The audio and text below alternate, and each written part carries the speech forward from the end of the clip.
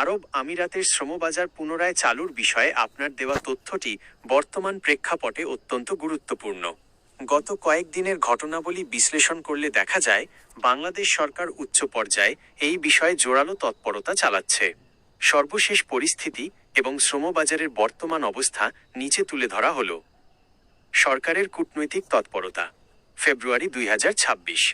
গত 24শে ফেব্রুয়ারি 2026 বাংলাদেশের পররাষ্ট্রমন্ত্রী ডহ খলিলুর রহমান এবং ঢাকায় নিযুক্ত সংযুক্ত আরব আমিরাতের রাষ্ট্রদূত আবদুল্লাহ আলী আল হামুদির মধ্যে একটি গুরুত্বপূর্ণ বৈঠক অনুষ্ঠিত হয়।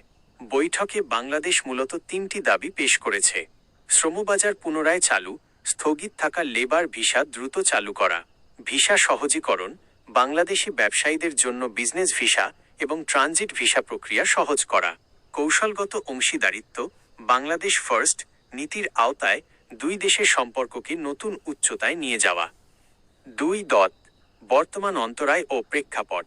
সংযুক্ত আরব আমিরাত 2024 সালের জুলাই মাস থেকে বাংলাদেশি নাগরিকদের জন্য ভিসা নীতিতে কড়াকড়ি আরোপ করে। এর মূল কারণগুলো ছিল: রাজনৈতিক অস্থিরতা। 2024 সালে কোটা সংস্কার আন্দোলনের সময় প্রবাসীদের বিক্ষোভের জেরে অনেককে কারাদণ্ড দেওয়া হয়েছিল, যাদের পরবর্তীতে আমিরাত সরকার ক্ষমা করে দেয়। নিরাপত্তা ইস্যু। কিছু নির্দিষ্ট ভিসা ক্যাটাগরিতে নিরাপত্তা যাচাইয়ের কারণে কঠোর বিধিনিষেধ আরোপ করা হয়েছিল। 3. বর্তমান অবস্থা ও অগ্রগতি। আসিফ নজরুলের বৈঠক।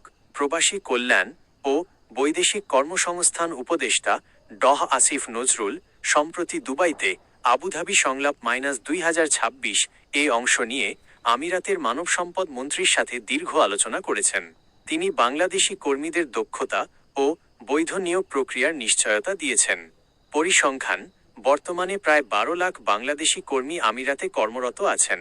তবে ভিসা কড়াকড়ির কারণে গত 2 বছরে কর্মী পাঠানোর সংখ্যা উল্লেখজনক হারে কমে গেছে। আপনার জন্য প্রয়োজনীয় তথ্য টেবিল।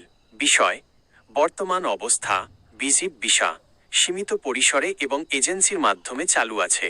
কাজের ভিসা, লেবার ভিসা নতুন আবেদন এখনো পুরোপুরি উন্মুক্ত হয়নি, তবে আলোচনা চূড়ান্ত পর্যায়ে।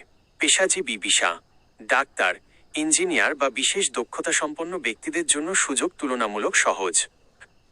আমি কি আপনাকে সংযুক্ত আরব আমিরাতের বর্তমান ভিসা আবেদন প্রক্রিয়া বা কোন কোন পেশায় চাহিদা বেশি সে সম্পর্কে বিস্তারিত জানাব?